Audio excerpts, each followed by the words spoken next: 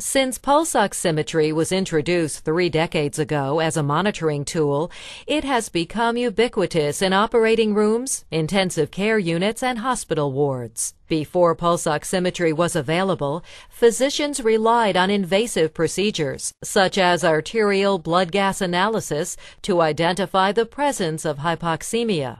Pulse oximetry has now become the standard of care in operating rooms and intensive care units in the United States and many other nations. Although the pulse oximeter is easy to use, the clinician must understand the principles of pulse oximetry and must know how the equipment works in order to interpret the information it provides. This video demonstrates the equipment needed and how to use it. It also addresses the common applications of pulse oximetry, explains how to interpret the data generated, and presents its limitations as well as common problems encountered with its use. Oxygen is present in 2 forms in the blood, dissolved and bound to hemoglobin. Hemoglobin can be functional or non-functional in terms of oxygen binding and transport. Functional hemoglobin binds and transports oxygen and is present as oxyhemoglobin and deoxyhemoglobin. Oxyhemoglobin contains bound oxygen, and deoxyhemoglobin is reduced hemoglobin without bound oxygen. Non-functional hemoglobin is unable to bind or transport oxygen and is present as carboxyhemoglobin and methemoglobin. Carboxyhemoglobin is hemoglobin bound to carbon monoxide. Methemoglobin is hemoglobin that contains ferric iron, Fe3+, an oxidized form of the oxygen-carrying ferrous iron, Fe2+, which is found in functional hemoglobin. The partial pressure of oxygen dissolved in arterial blood is termed PaO2. The percent saturation of oxygen bound to hemoglobin in arterial blood is termed SaO2.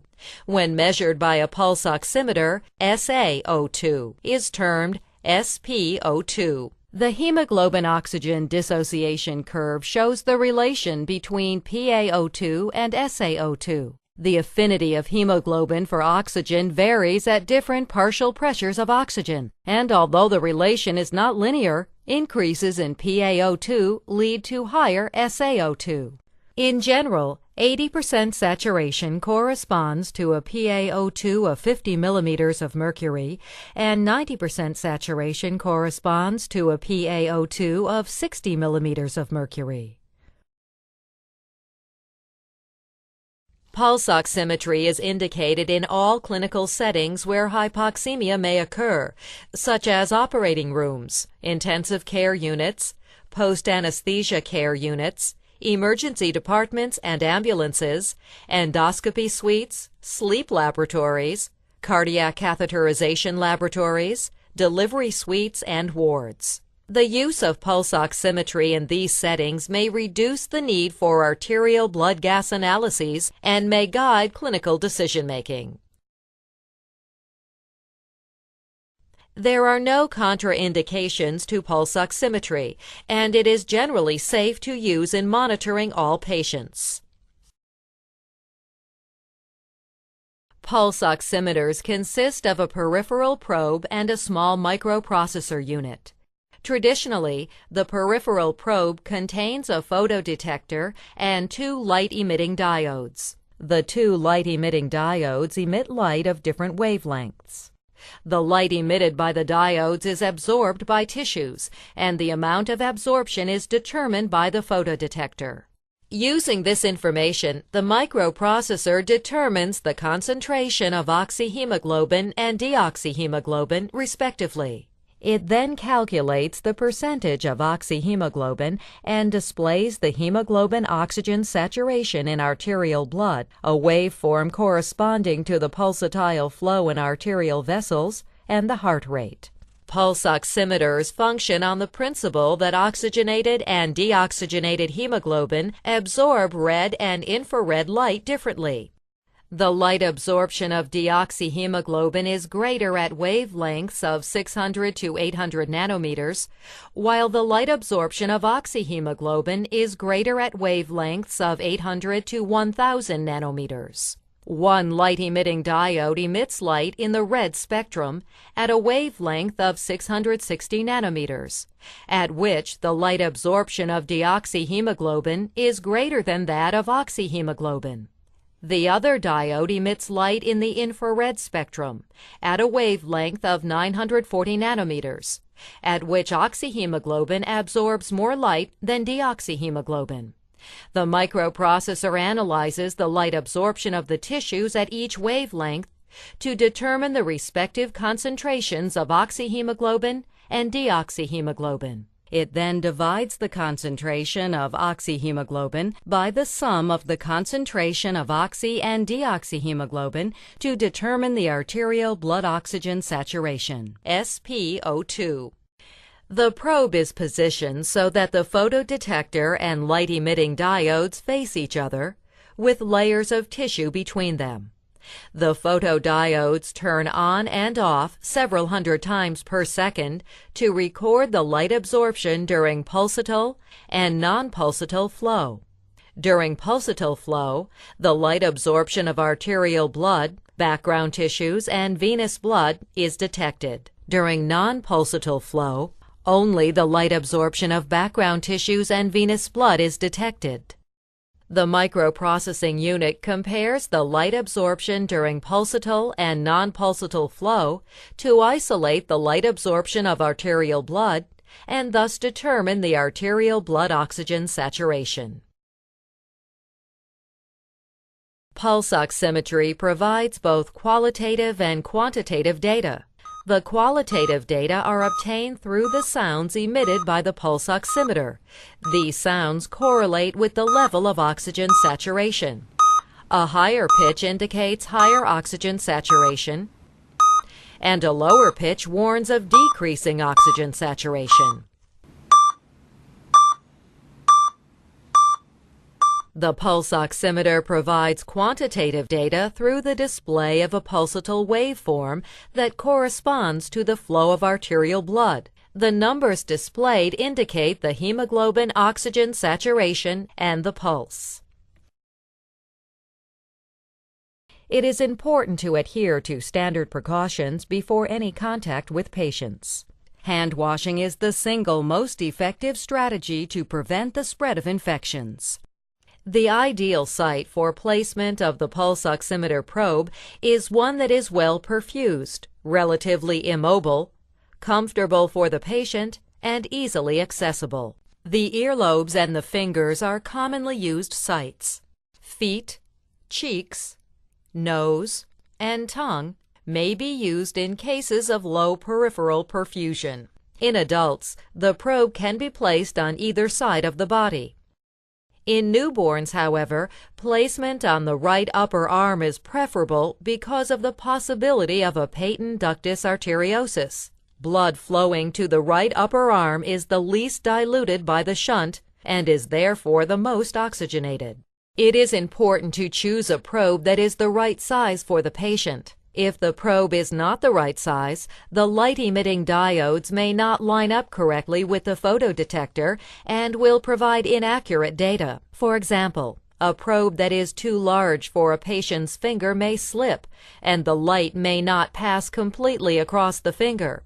Venous pulsations may occur if a probe is too small or is placed too tightly on the finger. These venous pulsations will produce interference, resulting in a falsely low pulse oximeter reading. Pulse oximeter probes with adhesive sensors may minimize motion and may yield more accurate results than non-adhesive sensors.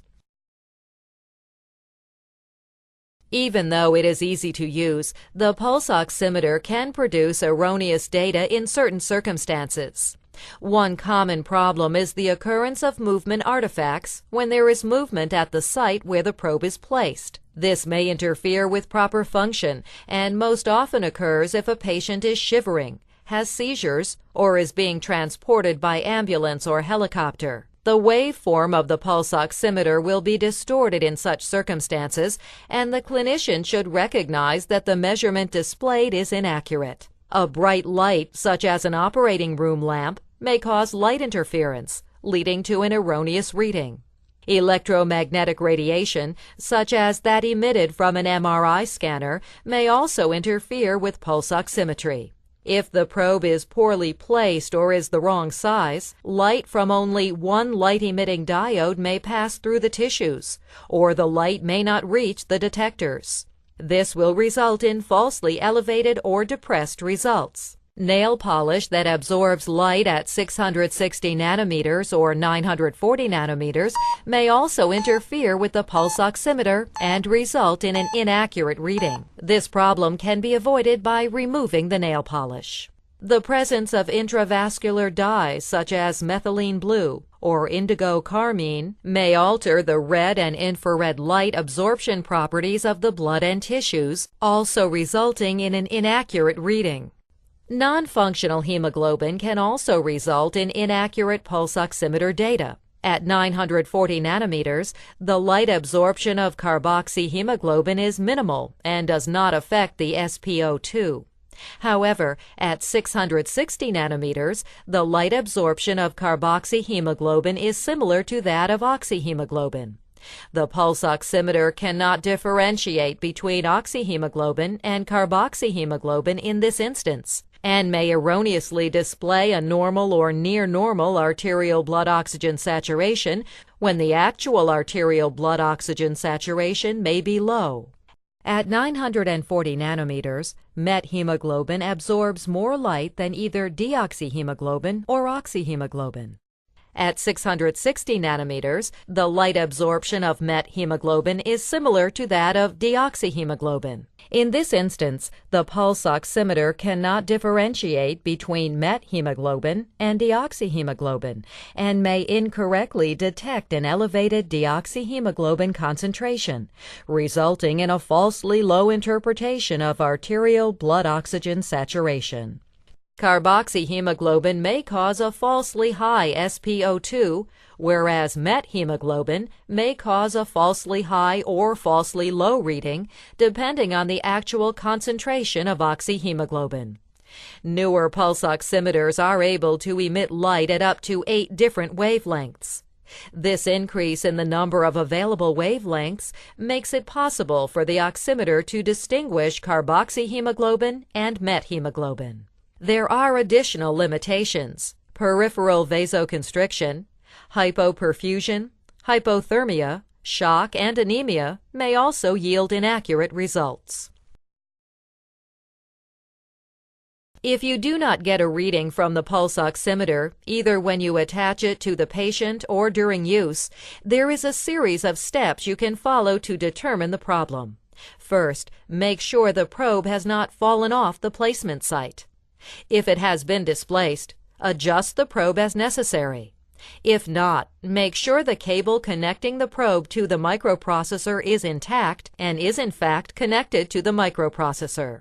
The cable may become loose or detached, making it seem as though the pulse oximeter cannot determine the arterial blood oxygen saturation. If the cable is loose, adjust the connection as necessary. Next, make sure the red light on the inside of the probe is evident. If you do not see the red light, check the power cable. If you can see the red light and have made sure the cable connecting the probe to the microprocessor is intact, clean the probe and place it on your finger to see whether the issue is specific to the patient. If this is not the case, it is possible that either the probe or the microprocessor is not working properly. Replace the probe, the microprocessor, or both as necessary. Although the pulse oximeter is generally a safe device, its use still carries some risk of adverse events. Ischemic pressure necrosis may result if the probe is placed too tightly on the patient. Perioperative corneal abrasion may occur if a patient with a probe on a finger rubs his or her eyes when awakening from anesthesia and in doing so scrapes the cornea. Prolonged placement of a pulse oximeter probe, as may occur in patients in the ICU, may lead to mechanical injury, such as finger stiffness, making it difficult to flex the finger after removal of the probe. Although previously documented, these complications remain uncommon. If used correctly, pulse oximetry is a potentially life-saving tool. Healthcare providers need to be aware of the indications, benefits, and disadvantages of pulse oximetry.